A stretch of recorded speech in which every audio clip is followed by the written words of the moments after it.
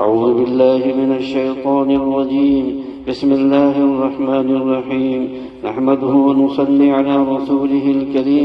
معزز سامعین کرام، اللہ تعالیٰ کا شکر ہے اور اللہ کے فضل و کرم سے ہمیں وہ ماہ مبارک نصیب ہوا، اور اللہ کے فضل سے اس ماہ میں اپنی بساط کی حد تک اور طاقت کی حد تک روزے کی، تراویح کی اور تلاوت کی توفیق ہوئی۔ اس پر اللہ تعالیٰ کا جتنا بھی شکر ادا کیا جائے کم ہے۔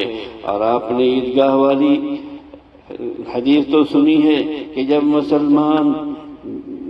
مسلمان عید الفطر کی نماز کی ادائیگی کے لیے عیدگاہ میں جاتے ہیں تو اللہ تعالیٰ کس طرح فرشتوں پر فخر فرماتے ہیں اور کس طرح تمام مسلمانوں کی مغفرت کا اعلان فرماتے ہیں، اور نہ صرف مغفرت کا اعلان فرماتے ہیں بلکہ برائیوں کے نیکیوں میں تبدیل ہو جانے کا اعلان فرماتے ہیں۔ اور اگر ہم اپنی طرف دیکھیں، اپنے اعمال کی طرف دیکھیں تو پھر بظاہر مایوسی ہونے لگتی ہے کہ ہمارے اعمال کیا نہ روزے کا حق ادا ہوا، نہ تراویح کا حق ادا ہوا، نہ تلاوت کا حق ادا ہوا، نہ ذکر کا حق ادا ہوا، نہ رمضان کا کوئی اور حق ادا کر پائے۔ اس میں امید کی کوئی کرن نظر نہیں آتی، لیکن جس ذات گرامی نے ان اعمال کی توفیق عطا فرمائی ہے، اگر اس کی طرف دیکھیں تو اس کی رحمت کی طرف دیکھیں تو مایوسی کا کوئی راستہ نہیں۔ جب انہوں نے روزہ رکھنے کی توفیق عطا فرما دی اور تراویح کی توفیق عطا فرمائی اور طاعتوں کی توفیق عطا فرمائی تو یہ سب ان کی طرف سے تھی۔ کیا یہ ہمارے بس میں تھا کہ یہ سب اعمال ان کی توفیق کے بغیر کر لیتے؟ جب انہوں نے توفیق عطا فرما دی تو پھر ان کی رحمت کو کیوں نہ دیکھے؟ تو جب انہوں نے عطا فرمائی ہے تو ہم کو امید پوری رکھنی چاہیے کہ انشاءاللہ العزیز قبول کرنے کے لیے عطا فرمائی ہے۔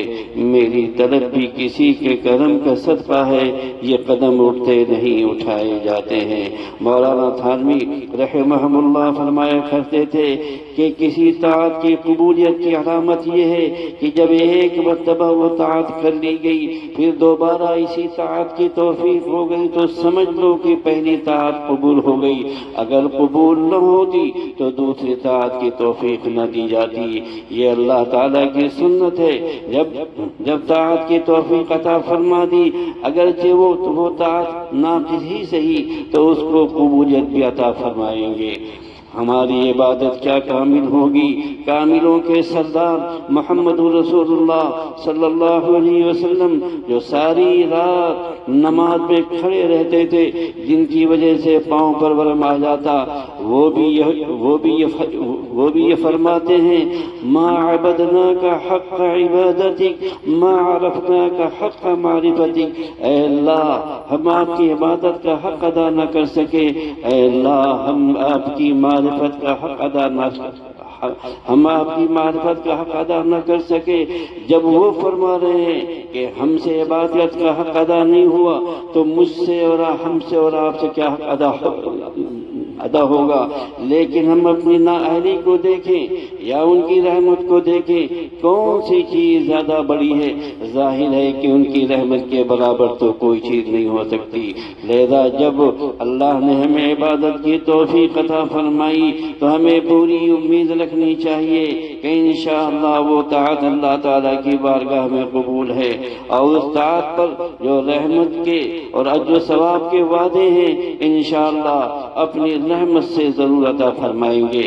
جہاں تک طاعت میں، عبادات میں کوتاہیوں و غلطیوں کا تعلق ہے تو اس کا علاج بھی بتا دیا کہ جب بھی کسی طاعت کی توفیق ہو جائے تو اس توفیق پر اللہ تعالیٰ کا شکر ادا کرو، اور اس طاعت میں اور نیکی میں جو کوتاہیاں ہوئیں ان پر استغفار کرو۔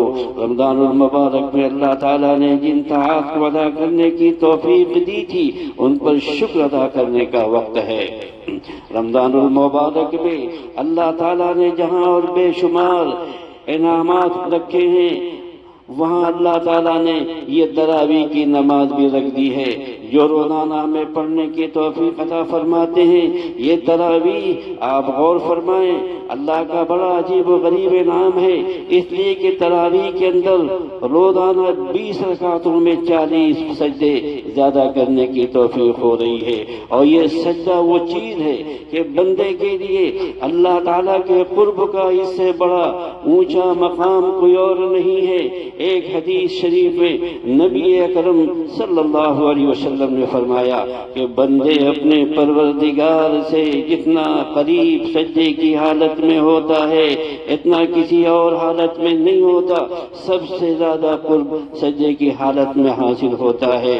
اللہ تعالیٰ بندے کو سجدے میں قرب کا خاص مقام عطا فرماتے ہیں۔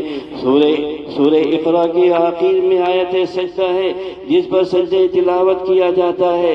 اس آیت کا ترجمہ یہ ہے، اللہ تعالیٰ بندے سے مخاطب ہو کر فرما رہے ہیں کہ سجدہ کرو، میرے پاس آ جاؤ۔ یہ کتنا پیارا جملہ ہے۔ مطلب یہ ہے کہ جب تم سجدہ کرو گے تو سجدہ کرتے ہی تمہیں میرا قرب حاصل ہو جائے گا، گویا کہ میں تمہیں اپنے قریب لے لوں گا۔ اس قرب کا لطف ہمیں محسوس نہ ہو، لیکن جو اللہ والے ہیں ان کو اس قرب کا لطف محسوس ہوتا ہے۔ مولانا شاہ فضل الرحمان صاحب گنج مراد آبادی رحمہم اللہ جو مشہور اولیاء اللہ میں سے ہیں، مولانا تھانوی رحمہم اللہ ایک مرتبہ ان کی زیارت کے لیے حاضر ہوئے۔ وہ فرماتے ہیں کہ حضرت والا مجھ سے چپکے سے کہنے لگے کہ میاں اشرف علی، جب میں سجدے میں جاتا ہوں تو ایسا لگتا ہے کہ جیسے اللہ میاں نے پیار کر لیا۔ یہ وہ اللہ کے بندے ہیں جن کو سجدے کی حالت میں قرب کی لذت کا احساس ہوتا ہے۔ جس وقت یہ پیشانی اس کی بارگاہ میں ٹکتی ہے اور بندہ سبحان ربی الاعلیٰ کہتا ہے کہ اے اللہ میں تو تیری چوکھٹ پر سر رکھے ہوئے ہوں، اے پروردگار تو اعلیٰ ہی اعلیٰ ہے، میں ادنا ہی ادنا ہوں۔ جس وقت بندہ یہ جملہ کہتا ہے بس اس وقت قرب کا اعلیٰ ترین مقام حاصل ہو جاتا ہے۔ اور اس سجدے کی حالت میں جب بندہ اپنی پیشانی زمین پر ٹیکتا ہے تو ساری کائنات اس کے نیچے ہوتی ہے۔ خواجہ عزیز الحسن مجذوب رحمہ اللہ جو حضرت تھانوی رحمہ اللہ کے خلیفہ بھی تھے، وہ فرماتے ہیں کہ میں جب سجدہ میں سر رکھ دوں زمین کو آسماں کر دوں۔ بہرحال اللہ تعالیٰ کے حضور یہ سجدہ کوئی معمولی بات نہیں ہے، یہ سجدہ معمولی چیز نہیں ہے، یہ سجدہ مقام قرب ہے اور بارگاہ الہی میں حاضری کا پروانہ ہے۔ اقبال مرحوم نے یہی بات کہی کہ یہ ایک سجدہ جسے تو گرا سمجھتا ہے 1000 سجدوں سے دیتا ہے آدمی کو نجات۔ بہرحال اللہ تعالیٰ رمضان المبارک کے مہینے میں ہر مومن بندے کو 40 مقامات قرب مدین روزانہ عطا فرماتے ہیں۔ یہ کوئی معمولی بات ہے، اور اگر 40 کو 30 سے ضرب دے دیا جائے تو 1200 سجدے اور مقامات قرب عام دنوں سے زیادہ اللہ جل شانہ نے عطا فرمائے ہیں۔ کیا اب بھی شکر ادا نہیں کیا جائے گا کہ یا اللہ آپ نے اپنی بارگاہ میں یہ باریابی اور یہ توفیق عطا فرمائی کہ عام دنوں کے مقابلے میں 1200 مرتبہ مقامات قرب ہمیں نصیب ہوئے۔ لہذا اس پر شکر ادا کرنا چاہیے۔ البتہ سجدوں کی ادائیگی میں جو کوتاہی ہوئی، اس طرح سجدہ کیا گیا، دل کہیں ہے دماغ کہیں، غفلت کی حالت میں سجدہ کر لیا، مقام قرب کی نعمت کا اندازہ کیے بغیر سجدہ کر لیا، تھکن کی حالت میں سجدہ کر رہے ہیں، اس فکر میں ہے کہ جلدی سے تراویح کی نمازیں ختم ہو جائیں تو اچھا ہے، یہ غفلت ہوئی۔ اس کا علاج بھی ان کی رحمت نے بتا دیا کہ جب غفلت ہو جائے تو نماز کے بعد یہ کہو استغفر اللہ استغفر اللہ، اللہ کے حضور استغفار کرو کہ یا اللہ آپ نے ہمیں اتنی بڑی نعمت عطا فرمائی تھی لیکن ہم سے اس کی قدر نہ ہو سکی، ہم سے اس کا حق ادا نہ ہو سکا، ہم نے وہ غفلت کی حالت میں کر دی، اے اللہ ہمیں معاف فرما دے۔ جب استغفار کر لیا جائے گا تو وہ سب کوتاہیاں بھی معاف ہو جائیں گی، اور اب یہ سب کوتاہیاں معاف ہو جائیں گی۔ اور دوسری بات یہ ہے کہ کے روزوں کے بارے میں فرمایا گیا کہ ہم نے تم سے روزے کیا اس لیے رکھوائے کہ تم کو بھوکا پیاسا رکھنا مقصود تھا؟ نہیں، بلکہ ہم نے تم سے روزے اس لیے رکھوائے تاکہ تمہارے اندر تقوی پیدا ہو۔ یہ تقوی پیدا کرنا مقصود ہے۔ اب رمضان گزر جانے کے بعد آیا تمہارے اندر تقوی یہ پیدا ہوا کہ نہیں؟ اگر تقوی کا اعلیٰ معیار سامنے رکھ کر اپنے آپ کو دیکھا جائے تو یہ معلوم ہوگا کہ یہ تقوی ہمارے اندر پیدا نہیں ہوا۔ لیکن الحمدللہ ہر صاحب ایمان روزے دار کے اندر اس لحاظ سے تقوی پیدا ہوا کہ پچھلی دنوں کے مقابلے میں اس زمانے کا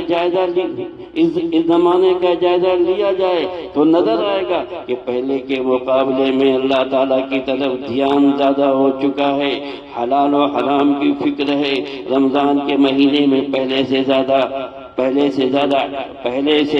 عبادت کی طرف دھیان ہے، لہذا کچھ نہ کچھ تقوی کی جھلک ہر صاحب ایمان روزے دار کو الحمدللہ حاصل ہوئی ہے۔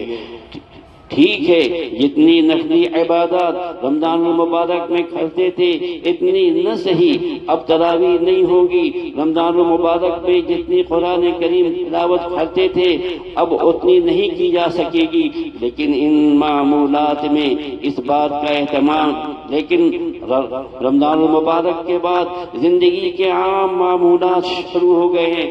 ان معمولات میں اس بات کا اہتمام کر لیا جائے کہ فرائض و واجبات پہ کوتاہی نہ ہو، گناہوں سے اجتناب ہو۔ جس اللہ نے آپ کو تقوی کی اس بھٹی سے گزار دیا تو اب یہ آنکھیں گناہ نہ کریں، یہ کان گناہ نہ کریں، یہ زبان گناہ نہ کریں، منہ سے گناہ کی بات نہ نکلے، منہ میں حرام کا لقمہ نہ جائے، بس اس کا اہتمام کر لیا جائے۔ اس لیے کہ رمضان المبارک کے بعد کا زمانہ ایسا ہے کہ اگر آدمی ان باتوں پر پابندی کی کوشش کرے اس میں کامیابی کا زیادہ امکان ہے، کیونکہ دل ابھی تک نرم ہے اور رمضان المبارک کے اثرات باقی ہیں، رمضان کے انوار باقی ہیں۔ جب زیادہ وقت غفلتوں میں گزر جائے گا تو پھر مشکل ہو جائے گی۔ ابھی سے عزم کر لیا جائے کہ اب ہم انشاءاللہ ایک نئی زندگی شروع کر رہے ہیں، اس نئی زندگی میں ہم حلال و حرام کی فکر کریں گے اور جائز و ناجائز کی فکر کریں گے، فرائض و واجبات کی ادائیگی کی پوری کوشش کریں گے۔ اللہ تعالیٰ رمضان المبارک کی تمام طاعات کو قبول فرمائے اور کاش رحمتوں کے دن اور برکتوں کی راتیں ہمارا مقدر بن جائیں۔ آپ سبھی سامعین کرام کو عید مبارک ہو۔ اللہ تعالیٰ عید کی خوشیاں آپ کے دامن میں بھر دے۔